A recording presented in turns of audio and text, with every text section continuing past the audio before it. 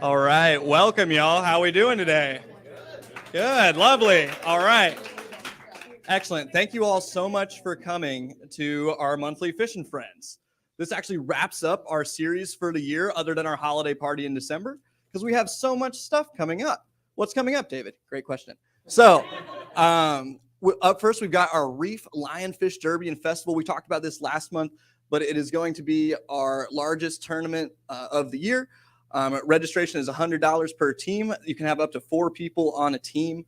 You also get 4 of those really cool blue rash cards if you register. So everybody wants those. So even if you don't want to fish, definitely come out to Postcard Inn on September 11th and see some lionfish, try some, and hang out with your friends. It's going to be a great event. Our photo contest, we're no longer accepting photos, but voting is now open. So go online to reef.org/photo contest, vote for your favorite pictures. There's tons of categories, everything from fish portrait, reef surveyor, macro. There's just a lot to pick from and some really beautiful scenes that have been submitted. So definitely check those out. We also have our Reef Lionfish Workshop. So if you have never speared a lionfish before or don't know what a lionfish is, we can help you with that. So on Tuesday, September 7th, at Lou Key Reef Resort, or Wednesday, September 8th, which is the week of the Derby, by the way, at Tilden's in Marathon. You can sign up online. It's a $35 deposit, which is refunded to you if you show up. And you need to have advanced open water and at least 30 dives, just so it's not your first dive in the water with a spear. That's exciting for everybody. But if you want to sign up for those, go online, pay your $35 deposit. Space is limited, obviously, on the dive boat. In the morning, you'll go and you'll take a class with Reef on lionfish collecting and handling best practices and kind of the general lionfish update on what's going on right now. And in the afternoon, it's a free 2-tank dive, courtesy of Lou Key Reef Resort in Tilden's. So next time you see them, give them a nice high five. And we also have Reef general business cards now. So if you're like, wow, I really love Reef and I know lots of people on the dive boats that I go out with would love Reef, we have those now. Thanks, Daryl, for the idea. Great job. Also, congratulations to Daryl for his photograph on the stamp. So if you haven't checked it out, Daryl got a wonderful photo of a balloon fish on a United States postal stamp. So definitely check that out online if you haven't seen that out yet. Yeah. All right. And with that, I'd like to introduce Sarah Fangman, who's tonight's speaker, the Superintendent of the Florida Keys National Marine Sanctuary. Thank you so much, Sarah.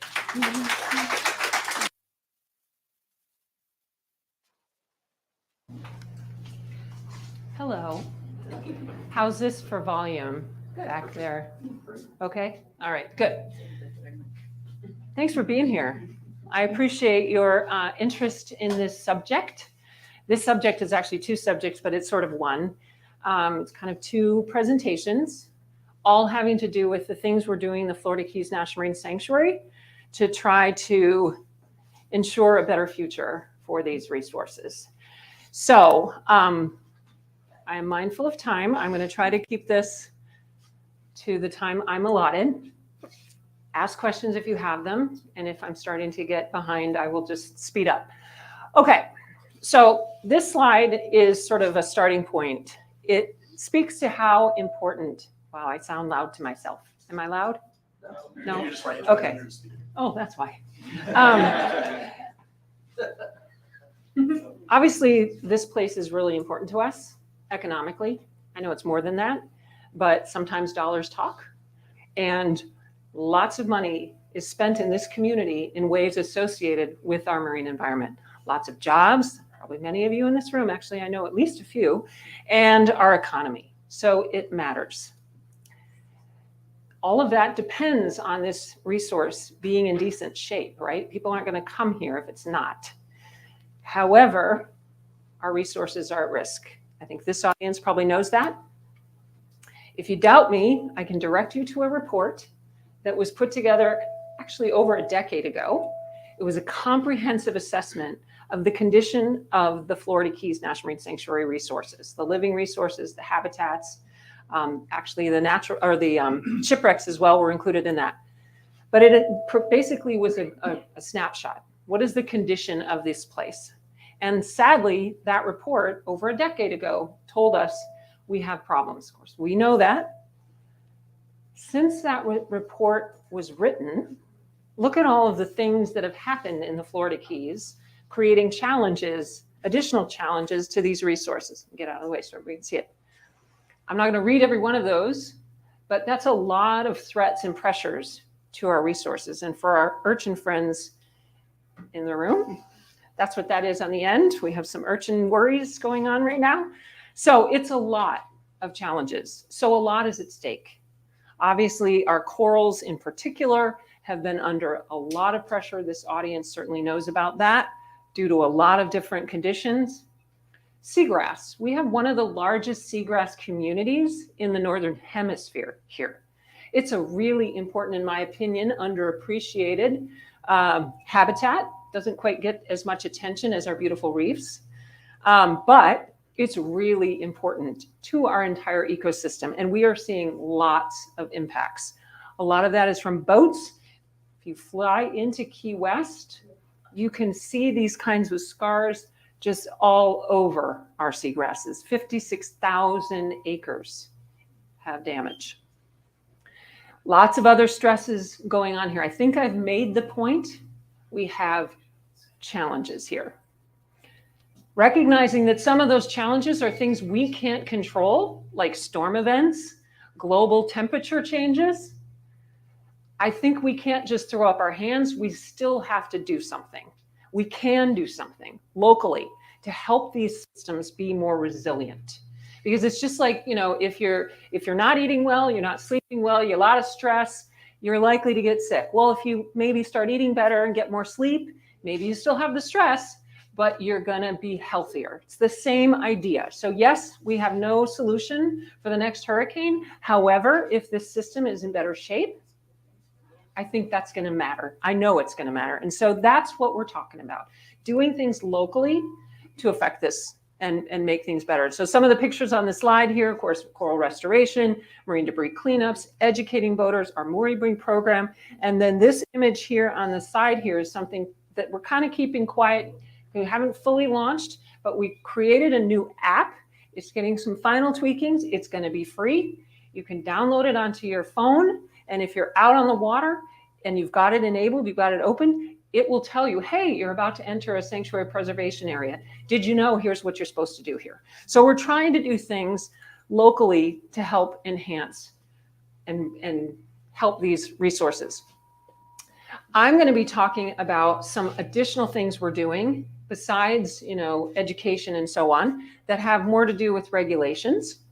And I think it's important for you to know that that is based on a lot of community involvement. And I've spoken to several people tonight who have been a part of that process, who've come to some of our meetings, and we are grateful for that. In fact, we have a Sanctuary Advisory Council member here. Lisa, thank you for being here.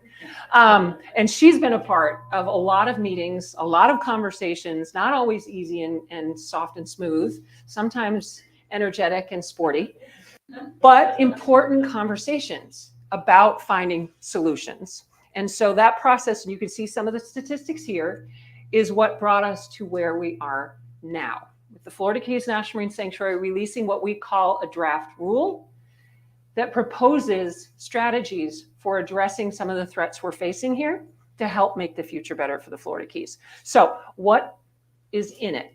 So the draft rule speaks to a number of proposals that we have, and they are proposals and it is a draft. So that is important. We are looking for comments. What is it about? It's about our boundary. Is our boundary, we are proposing to expand our boundary. I'm going to show you that in a minute. We are proposing some potential changes to regulations that apply throughout the entire sanctuary. We are proposing some new zones. Many of you in this audience, I'm sure, know that we have certain zones in the Florida Keys, and those are established to protect certain habitats or species. We've got some changes there. All of that is reflection of the input that we got when we did this a couple of years ago. We went out to the public and we said, here's some ideas. Here's a range of alternatives. Actually, there were 4. And we said, what do you think? What you're going to hear about today, and what I invite you to look more into if you're interested, is a single proposal that reflects what we heard. It wasn't just pick one of the four, but rather it's a combination of some of the ideas that you heard about if you were paying attention the last time. Okay, so let's get to it. Some of the proposals that we have include boundary changes. So the lighter color, orangish, depending upon how your eye sees color, is the current boundary.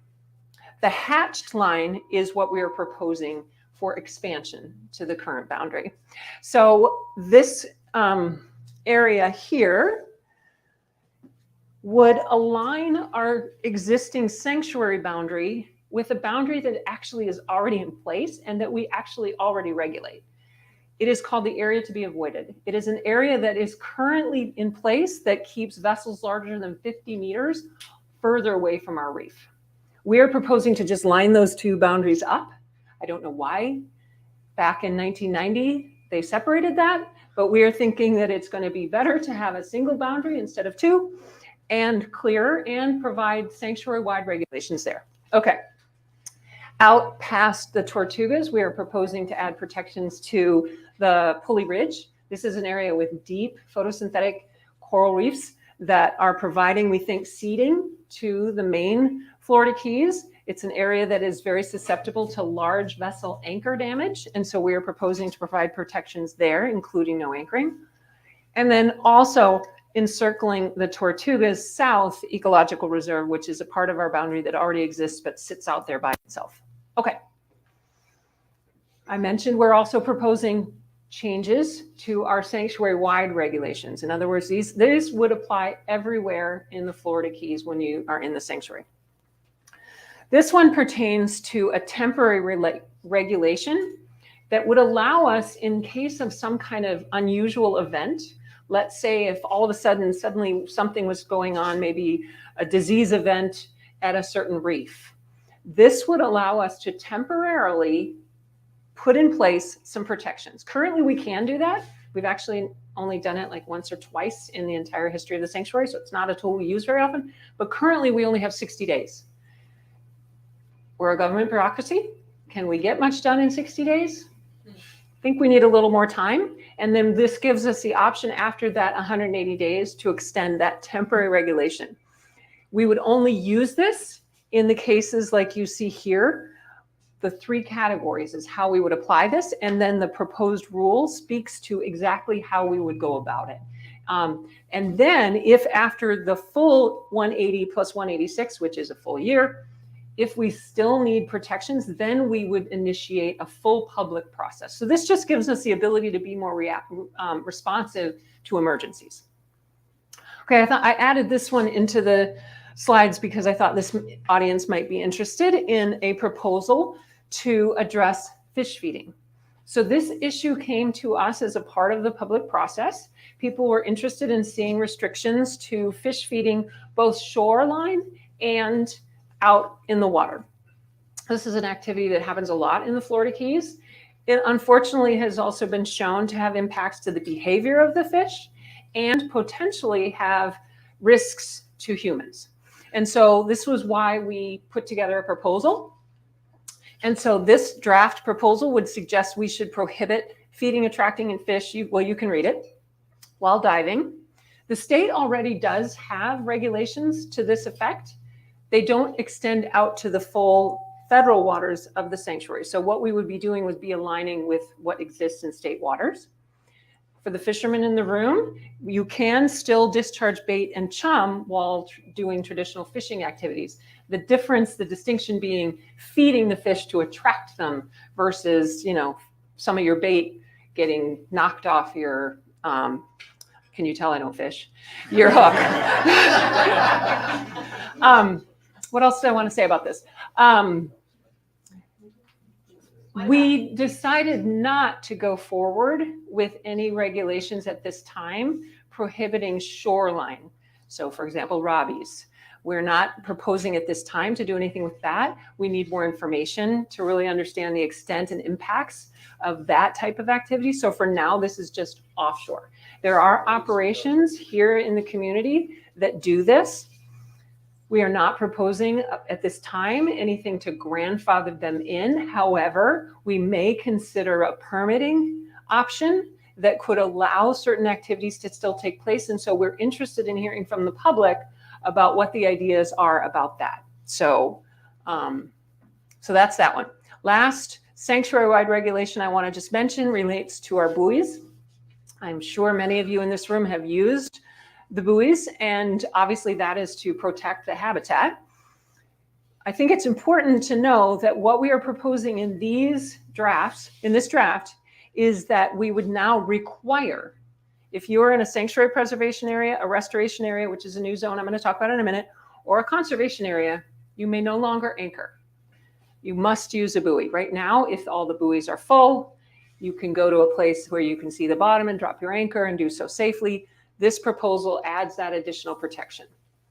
The other thing we are proposing is requiring larger vessels to use larger mooring buoys because they put more pressure on the ones we have, and they weren't always made for that.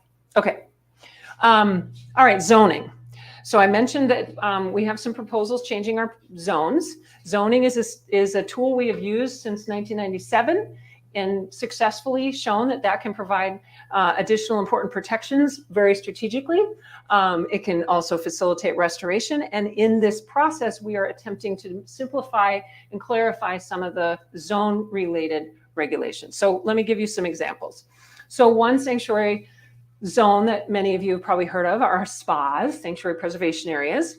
Currently have 18. In this proposal, we have 17. You can see we are proposing 2 new ones. I'll talk about that in a moment. Proposing to combine 2 existing, and then we are proposing to eliminate 2. In all spas, the regulations are the same: no discharge, no fishing, and now no anchoring. Okay, so here's an example of the example of our 2 new proposed sanctuary preservation areas. You can see there's one up here in the Upper Keys, one in the Middle Keys, Turtle Rocks, Turtle Shoal. You can see they're fairly small. These are both inshore patch reefs. As you can see, those yellow boxes, which are existing sanctuary preservation areas, most of them are a little bit further offshore. What we're attempting to do here is get some representative nearshore patch reef habitat. It's always a good idea when you're protecting something to protect a representative sample of what you're protecting, right? We don't really have this habitat type in our current zoning strategy. And so that's one of the reasons. And then these 2 particular places were selected because in those 2 places, we see that they have corals that are more resilient to disease and to bleaching. And so something about the corals that are there is working. We need to protect it. So that is what that proposal is. And then I mentioned we are also, did I mention that? We're expanding to spas.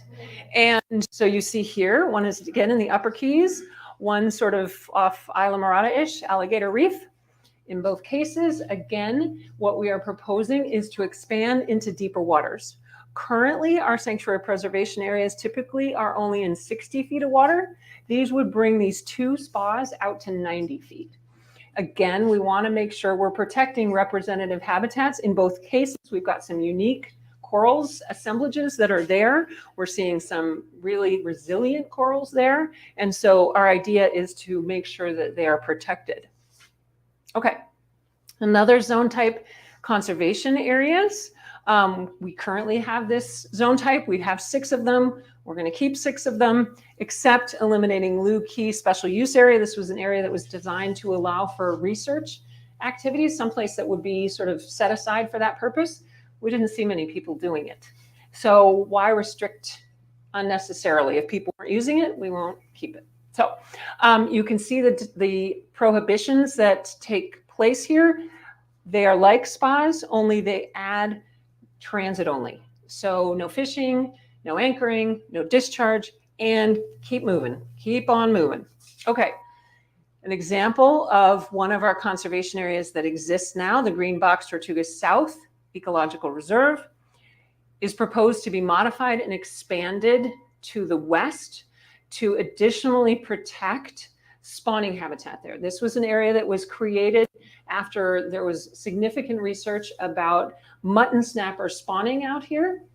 These additional protections will increase the area protected for that. And then we also know that black grouper, scamp, and cubera have been spawning out there as well. So this audience, I would think, knows that protecting fish spawning is important because that's the next generation of fish.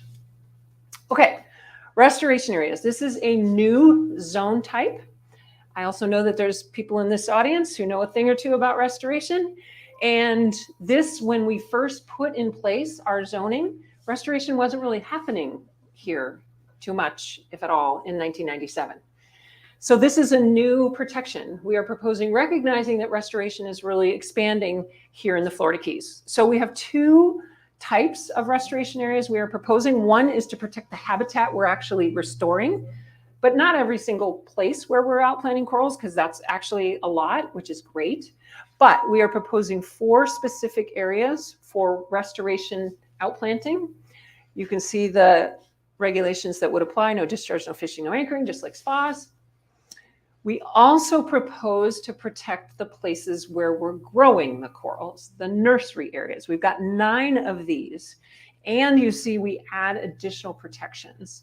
So why do we need these? So here's an example of some of the proposed restoration areas. One is a nursery area, one is a habitat restoration area. Again, the difference just being whether you can transit only, whether you're allowed to transit. How do I say that? You cannot, you can't stop in one and you can in the other. Wow, that tripped me up.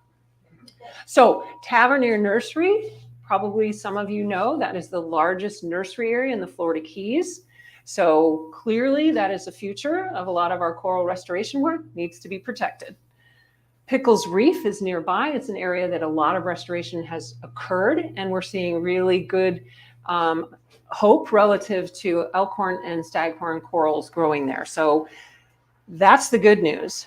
The reason we need protection is these bottom pictures here. That photograph in the middle is a couple of 2-year-old elkhorn coral outplants.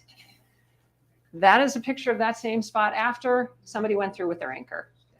So this is why we are proposing to provide some protections to these places. Okay, the last zone type I'm going to talk about is our wildlife management areas. As you can see from the little image on the slide, this is the zone type that we have the most of. And we are proposing quite a few new ones, 23 new ones, combining 2 and eliminating 2. These tend to be quite small. And we use different regulations for each of these, depending upon what it is we're trying to protect. Generally, we're trying to protect wildlife, minimize disturbance. We may need to make it no entry. That's the most sort of restrictive option, if that is what is required. However, if it's good enough to just say, just go slowly, then that is the protection we are proposing. So it's not like spas where we're saying in any spa, these are the things you cannot do, period, end of discussion. Here, wildlife management areas have different restrictions depending upon what we're protecting. So here's an example up here, Pelican Key, a new proposed no entry area. I told you they are small. That's pretty small. But it's protection that is going to help the birds that are roosting there, manatees that are around there, and seagrass areas that we're seeing are getting damaged. So we can do small, precise protections and make a difference. All right, so that was a lot. And there's a lot more, I'm afraid to say. But there's really great resources on our website where you can find out more if you're interested. Recognizing that people take in information in lots of different ways, we are giving it to you in lots of different ways. If you like videos, there's videos. If you like maps and you just want to go to your favorite spot and look at what are the current rules and what are the new rules, we got that. If you want an interactive map, we've got that. If you want to read the entire rule, God bless you, it's on there. It's 300 pages. Have fun.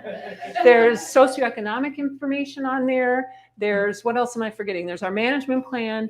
Most importantly, most importantly, comment. Please, please, please comment. The comments informed what I have described for you. The comments will help us determine what the final decision is here. And it's easy to do. You can do it from home any day of the week in your pajamas. You can comment, and they don't go up immediately, but they go up pretty quickly, and you can see what other people are saying. There's already a handful of, get in there early folks who have already commented. You can read them. You can do it anonymously, so if you prefer to do that. That said, if you like to stand in front of a microphone and have your comments recorded, we will have opportunities for you to do that in September. Before then, however, next week, we will have a virtual opportunity for people to comment, next week, an opportunity for people to ask questions, recognizing that this is a lot and there's things that may not be perfectly clear.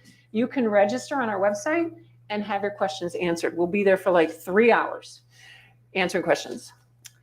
We are also going to do a virtual public comment in this day and age. You got to do everything. You got to make a virtual option, right? So we will have a virtual public comment. Again, you can register on our website, and then you can come in person. And then Lisa will be with me listening on October 18th for the Sanctuary Advisory Council meeting, which is our last public comment opportunity in person.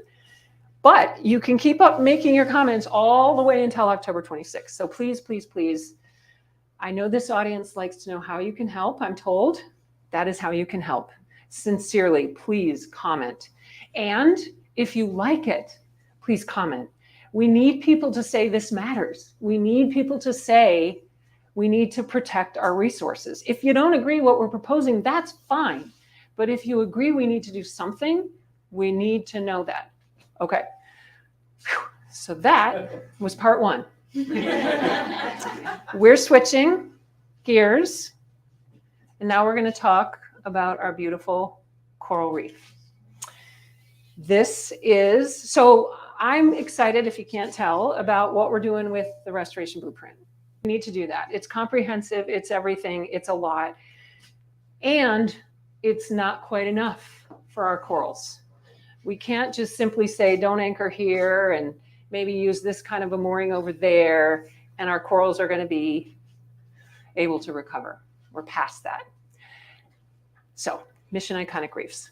First thing we must do is say how many people are a part of this. And this is probably outdated because we have a lot of help on this effort. And thank goodness, because it is a steep mountain we are climbing. But it's important because these reefs here have been historically some of the world's most iconic in their glory days.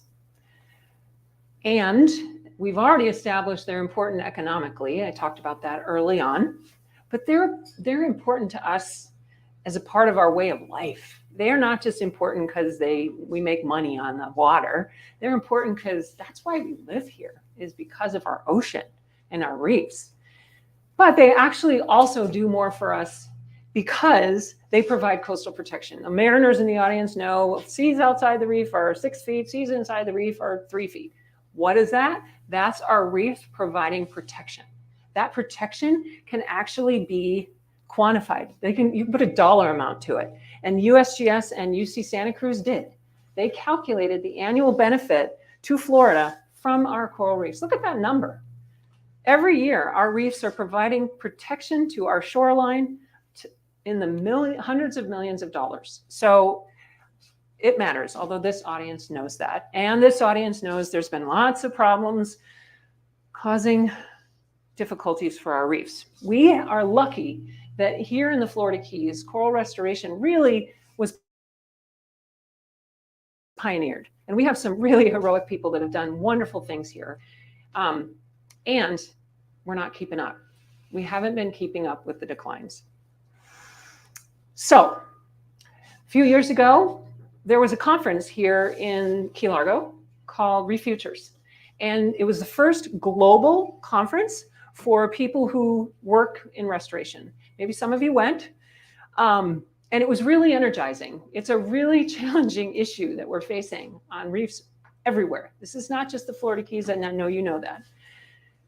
But it was really exciting because it was like, wait a minute, we can do more. And so a group of us came together and said, let's figure out what it would take to do more and to really try to turn things around and be enough at some of these reefs. And so we put together a strategy to try to do that.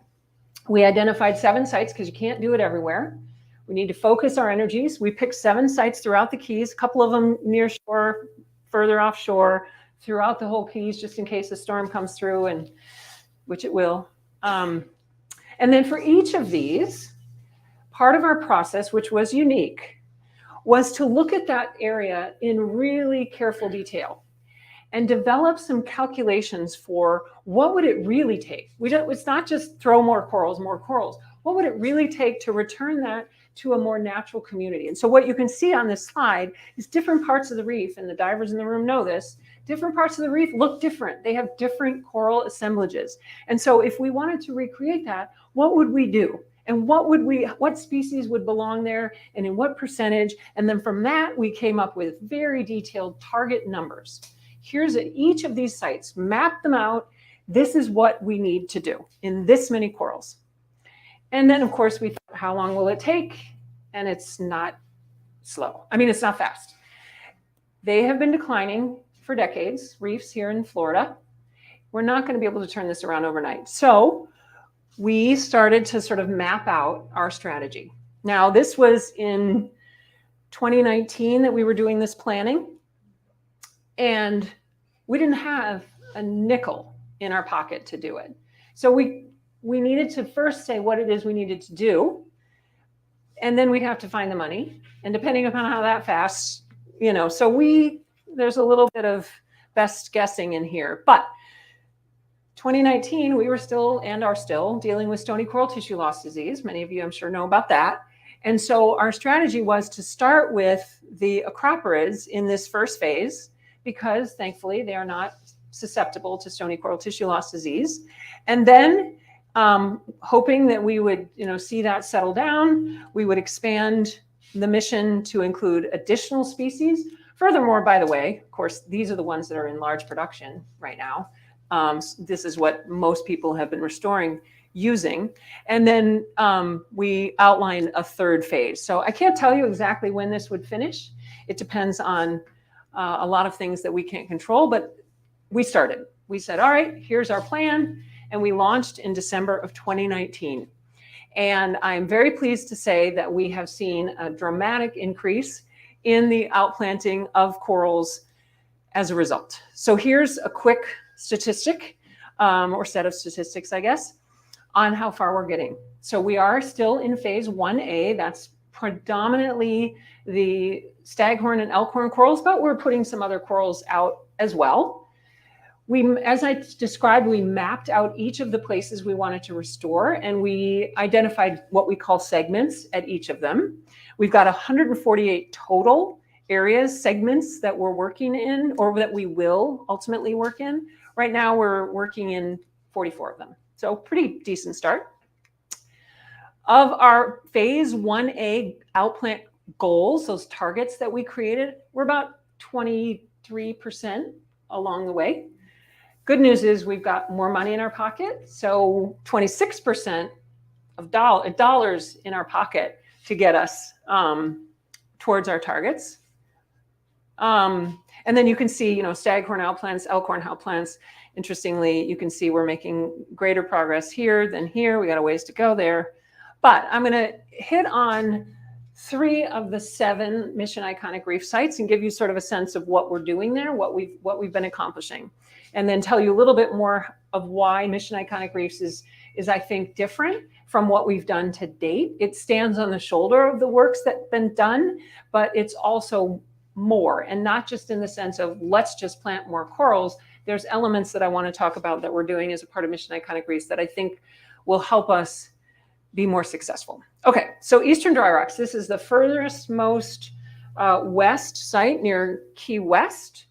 It is, you can see in each of these slides, the next 3 slides are going to look the same. It's going to tell you the total area we are aiming to restore, how far we've gotten on our goals, and then these numbers reflect how many of the corals have been outplanted. This is the target number of corals we would attempt to put out at Eastern Dry Rocks. Okay, so this is a site where we've got a lot of work going on because we received a nice, generous grant from NFWF, National Fish and Wildlife Foundation, to examine how restoration could support coastal protection. As you heard me say, we see there is a way to calculate coastal protection and the benefits that reefs provide. Well, NIFWIF wants to know, can we really put restoration out and see more protection? And so we're doing some studies at Eastern Dry Rocks to try to answer that. One of them is called a wave attenuation study. This is to look at, as those corals grow, do we see the waves attenuating and getting smaller as they go over? As that reef grows and gets back to what it should be, theoretically, we'd see the waves decreasing as it passes over. So we're studying that. We're also doing a lot of monitoring of these sites. I'm going to talk about that in a minute. And there's a couple people in this room who are actually doing it. But we are getting, and that's a little technical, but the U.S. Geological Survey has come up with a special camera that allows them to take really detailed images that will do year after year. And that allows us to see, okay, how much are these corals growing? We're also installing moorings so that it makes it a lot easier for the restoration practitioners to work out there. I'm going to talk in a minute about site preparation and site maintenance, but we're piloting that work there. Hold that thought. And then as you can see, we've got 3 key partners, Moat, Coral Restoration Foundation, and Reef Renewal USA, that are doing the bulk of the actual outplanting here. And then, as I noted, we've got some of the Mission Iconic Reefs field team here in the room. Thank you. And they are doing the installation of monitoring pins that will allow for ongoing long-term monitoring to track the benefits of all of this. Okay, I'm going to get back to that in a minute. But this is Key, a reef. Well, you're going to go shoot some lionfish, right? Yes, at Key. Thank you for doing that, by the way. So you can see a bit larger restorable area, our progress up at the top. The USGS is using that fancy camera system here as well. Again, Moat, Coral Restoration Foundation, Reef Renewal are working here. We're getting that baseline monitoring in place, probably sufficient for that. And then last place I'll just quickly mention is Carey's Fort. Carey's Fort, north and south. So we've got 2 distinct areas at Carey's Fort where restoration is happening. The largest area of all of the Mission Iconic Reef sites. So you can see some pretty sizable targets here that we are aiming to get. We've got CRF and Reef Renewal doing outplanting work at both places. And we've got work. Have you guys finished installing the pins there? Not yet? Almost. Great. Okay. And that I think is the important point, is Mission Iconic Reefs is not just about plant. I mean, that's a good thing. Planting more corals is a good thing. However, part of what makes Mission Iconic Reefs unique is our commitment to really watching those corals carefully so that we can measure success, hopefully, but also so that we can respond if we're seeing a problem. Okay, and so that image on the left is the squid camera, USGS deploying that fancy camera that they tow slowly over these places, getting really detailed information that we can compare year after year. And this is the wave attenuation instruments being installed. In fact, they're out there this week, changing them out, switching batteries, downloading data. But this is the instrument that sits on that reef at EDR, Eastern Dry Rocks, measuring the wave energy as it goes over these corals. And as they grow, hopefully that wave energy will go down. But it's going to take a little while for those little corals to make a difference on the waves. But now, monitoring, of course, is for the purpose of identifying problems. And guess what? We've already seen some problems. So last year, late last summer, we started seeing uncomfortably high levels of mortality with outplanted corals. Late last summer. What's happening in the summer? Late summer. Water temperature. Right. And so that's not what we want to see. We don't want our corals to die. So we started asking our partners to provide us with data. What are you seeing? What's happening? And we put a pause on outplanting because we as the managers and the practitioners who are spending all that time growing those corals, none of us want those corals to just go out and die. So we started collecting data. What's going on? Where is this happening? thought it probably had something to do with temperature given the time of the year and the heat stress. However, we wanted to also examine some of our practices that we use to handle these corals. How are they being handled? Are we adding unnecessary stress? And so we put a pause on that. Thankfully, as the water temperature started decreasing, we indeed saw that those corals were not continuing to die. And so we were able to resume outplanting. That said, this lesson is resulting in us developing best management practices for outplanting and for handling corals. And so we realized, maybe sometimes as we're putting those corals in buckets and they're sitting in those buckets for a little too long, they're getting too hot, or the oxygen levels or something is wrong. So we're creating standards so that all of the practitioners, as a part of their permits, because they're handling threatened and endangered species here. These are not, squirrels. These are important things that need protect. Sorry, squirrels. They have permits to do this, and we want to make sure that all the best practices are being employed as a part of that work. Okay, another thing that is different about Mission Iconic Reefs than perhaps previous efforts is that we're not just planting more corals. Now, this is a little bit more aspirational because we don't have all of the practices in place to do this, but we recognize that a healthy reef has herbivores on that reef.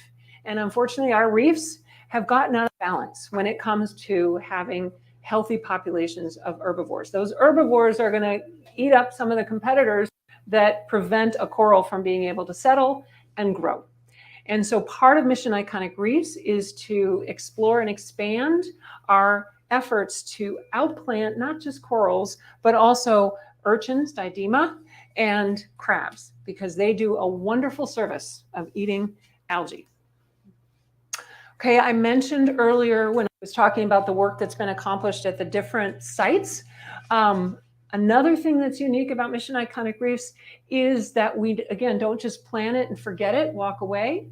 We are committing to maintenance of these places. Just like in your garden, you don't just plant a new plant and you never water it, you never give it some fertilizer, whatever. We're not going to fertilize these, but we need to do that maintenance. And so we have a pilot partnership going on with the College of the Florida Keys, where we've got students that are going out to outplant sites and basically assisting MOAT and CRF by going out and removing certain predators that are known to overeat all of those corals. Again, the system is out of whack. So sometimes we get a lot of snails on top of these and they just mow down those corals and they don't have a chance to grow. So we need to be paying attention to that. So that's one piece of Mission Iconic Reefs. The good news for those of you that like to get involved in this audience, we are also developing opportunities for members of the community to support Mission Iconic Reefs. So we are working on a program in partnership with our Blue Star dive operators. Some of you, I hope, are familiar with Blue Star program, where we will start with, we've got 3 tiers, and I've got somebody who's designing this in the room, so she should really be talking, right, Lindsay? But 3 tiers planned. Right now we're piloting the first tier. That's the starting place. That's to get a little training and go out in the nurseries and learn about coral restoration. Very easy, simple. Our further tiers are intended to get more hands-on, ultimately with the 3rd tier where somebody is actually helping to potentially outplant corals, but also maintain them. And so we're developing these programs so that you will have an opportunity to help us with Mission Iconic Reefs, because we're going to need you. There's a lot of work to this. And so stay tuned for more on that. Lindsay, what are the 2 shops that are currently piloting? Do you remember? You must. It's going to be Quiescence and Playlace. Thank you. Thank you both. Thank you, Chelsea. Yes, so they are about to start offering these preliminary tours. So get yourself on board. Okay. All right. Noting that some of this is sort of preliminary, in development, especially when it comes to the grazers piece of this, we pretty much have figured out how to outplant acroporids, but the grazer piece of it is still, like I said, somewhat aspirational. And so we are providing funds to some of our partners to help them figure some of this stuff out that we don't yet have a recipe for. And so this is just to call your attention to the fact that we have provided a decent amount of money to help support 9 different partners who are doing some of that mariculture work, helping to do more outplanting. You need more boats. To do more outplanting, you need to move corals around. So CRF needed a coral bus. So we helped provide money so they could make a coral bus. Who knew there was such a thing that was going to be cruising up and down US 1? I think the last thing I want to quickly talk about is, again, this is aspirational. We have a lot of work ahead of us. We don't have the formula for this. It's never been done. When Mission Iconic Reef was launched, it was the largest restoration effort ever undertaken. Now there's a couple of others who are trying to do something more, but that's okay, let them. We need all the help we can get with corals around the world. That said, we also know that our current technology is slow. It's really slow. So we need to find new ways to do coral, every part of the restoration process, including the monitoring, which is what you see here, this really exciting remote sensing tool that could help us get those maps that tell us are things in good shape, bad shape. Obviously, maybe a little quicker. They can get out there when the weather's not as good, etc. So anyway, we are working with a number of different really smart people to help us try to develop new technologies that will help us do this restoration work better, cheaper, faster. And my final slide. Our hope is that with all of this work, these reefs can once again be home to some of the world's most iconic reefs. And with that, time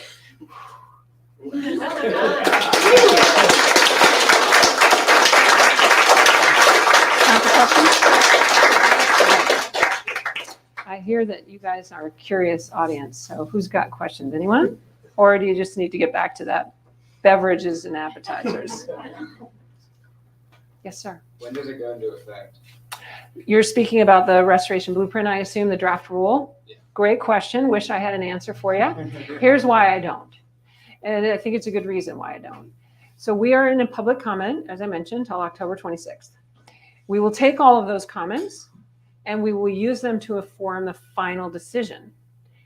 Depending upon what those comments are, we'll determine how complicated that is to get from draft rule to final rule. And it's not just the sanctuary's decision. The sanctuary is co-managed by the state of Florida and state waters.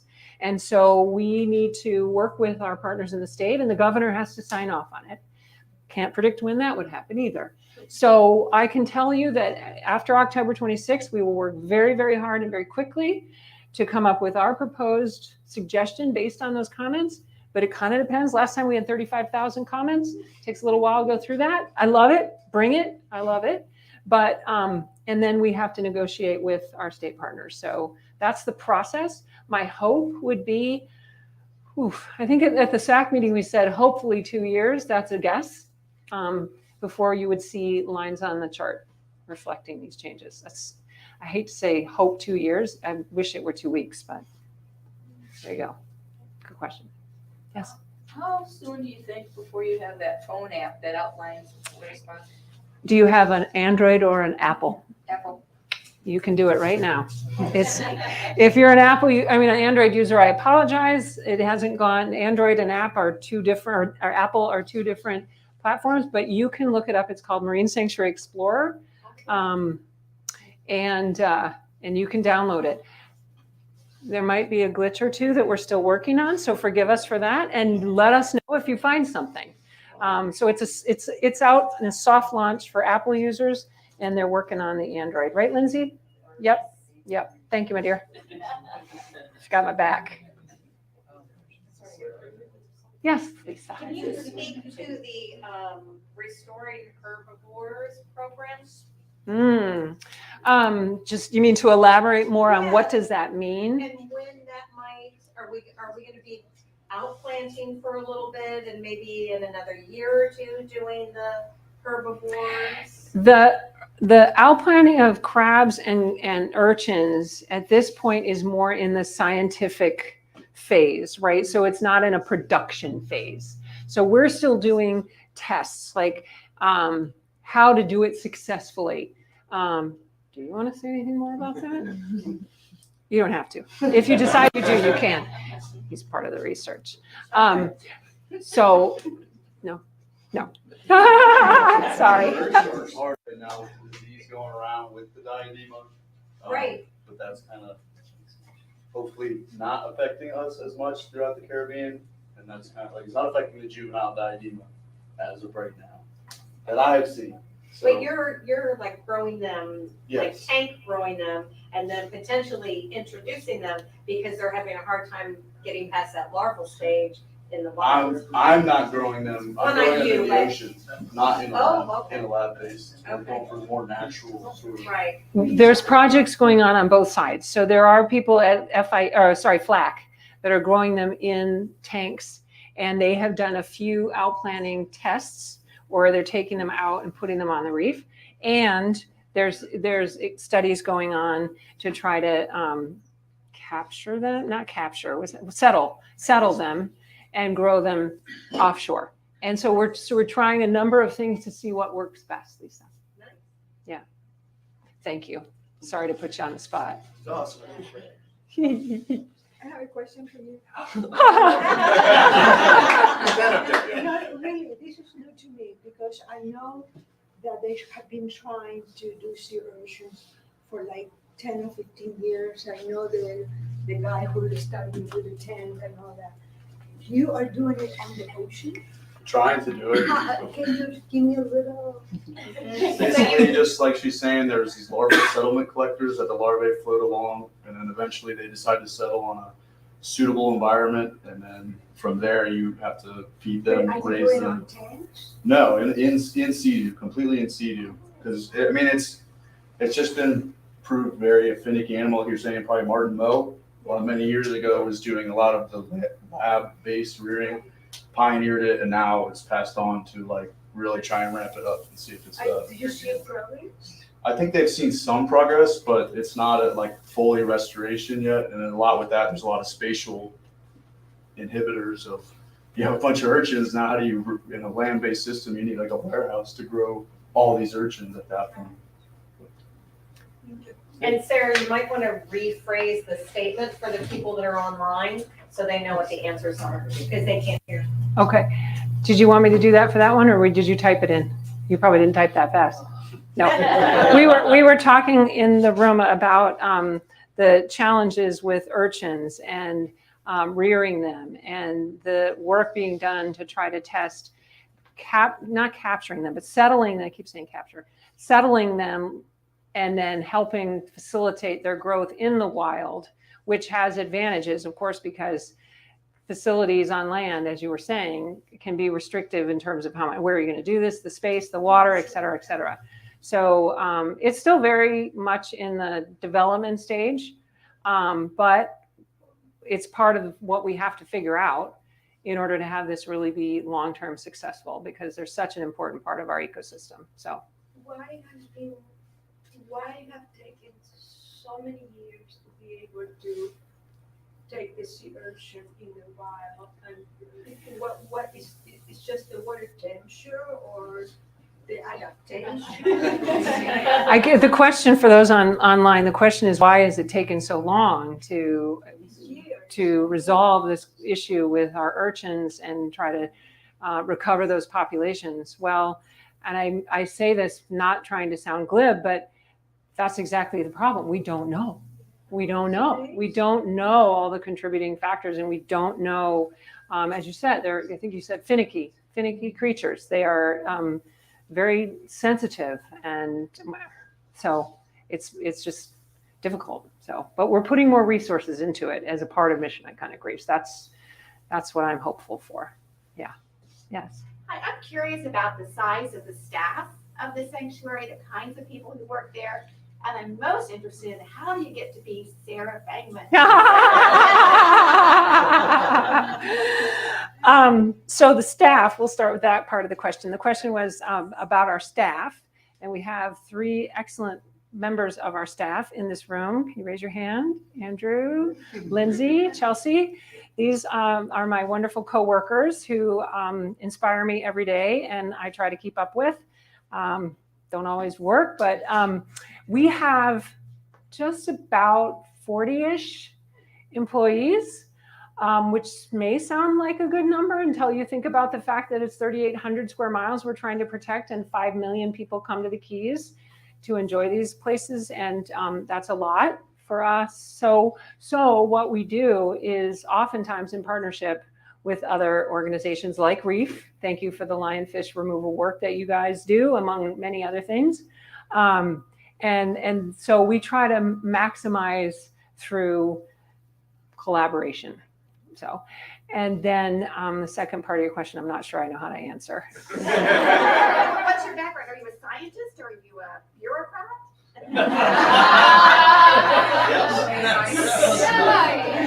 So the question was, what's my background? So I started as a scientist, and that was really, really fun. I was the research coordinator of the Channel Islands National Marine Sanctuary, which is out in California. Got to do all kinds of really, really fun stuff, and was drawn to this world, like many of you, I suppose, getting in the water, putting my face in the water as a young girl from Minnesota. Was like, this was magical, absolutely magical. And I had no idea that you could have a career like I've had, but I luckily stumbled onto it.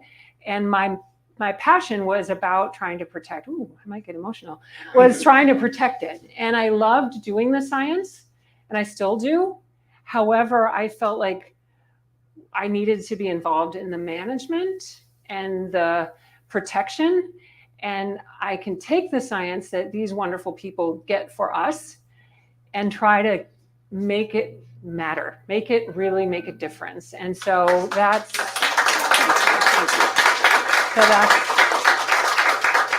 sweet. Thank you.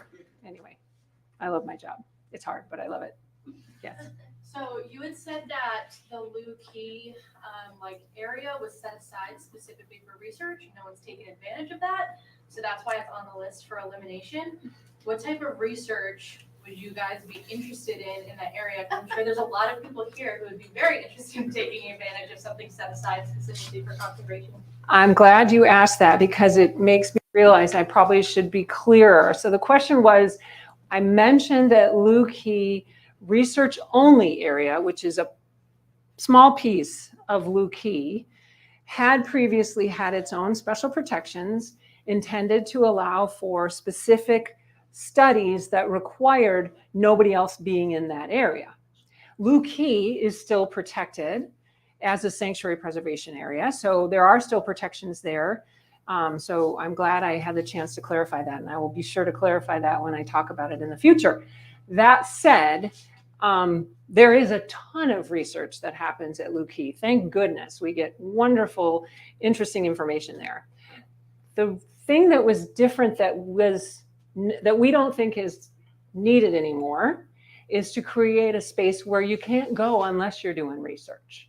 So that has not proven to be something that people want to take advantage of. So we can still have research happening there, and we do, and we're grateful for it. But it is not necessary to keep everyone else out in order for people to do what they need to do. Does that make sense? Do I want a good proposal? Well, unless you get one, then could that be saved as a no-go zone? If there was a reason for it, we could, but since 1997, and I've only been here for 4 years, 5 years soon, my permit people say we don't. Our permit people say that nobody's needing that special protection. And so why restrict it if it's not really providing the purpose it was intended for? So how are we doing? One more question, I'm told, and you got it. Thank you. With regards to Florida Bay, there is kind of a fine line between the National Marine Sanctuary and Everglades National Park, and that would be the Intercoastal Waterway. How closely do you work with Everglades National Park? Because it's really the same bay. Thank you for asking that question. So the question was our relationship with the Everglades National Park, given our boundary is adjacent with them, and recognizing that nothing other than us recognizes that boundary. So our jurisdictions do not overlap like they do, for example, with Pennicamp or with the wildlife refuges. We overlap, and so we work very closely on regulations. In the case of the National Park Service, and we are adjacent to 3 of them, We are indeed adjacent. So their rules, our rules, they make them, we make them. That said, again, recognizing that there's a lot of interchange between what we manage and protect and what they manage and protect, we work very closely. We also, recognizing that a lot of what influences the Florida Keys comes from on land, but we don't have any regulatory authority on land, we work very closely with sort of the South Florida Ecosystem Restoration Working Group and other regional groups that are trying to address some of these challenges that are bigger than within our own boundaries. So, yeah, thank you. Lisa had a question. Do you want to get better? So my ending comment is, again, thank you, and I know that David and everybody else appreciates your time. But to reiterate your comment on making a comment online, it's so important. It is so important that every one of you does it, because we get all the comments from the squeaky wheel, but that doesn't tell us what's working, and it doesn't reinforce what's working. So if you only hear from 1% of the squeaky wheel, that's what we're going to focus on, and that's not what we need to focus on. We need to focus on the 99% that is working and that is compromising and that is coming together, so that everybody understands the whole dynamic, not one sentence in 300 pages that might have made the hair on the back of your neck stand up. Well said. Thank you. Thank you. I appreciate it. All right. Thank you so much, Sarah, for coming.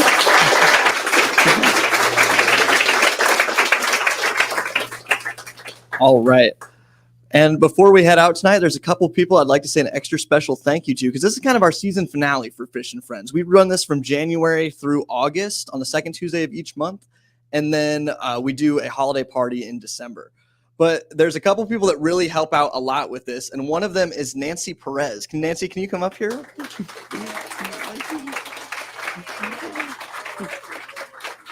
Thank you so much. And I'd like to say thank you to the people that bring food. I really appreciate the donation.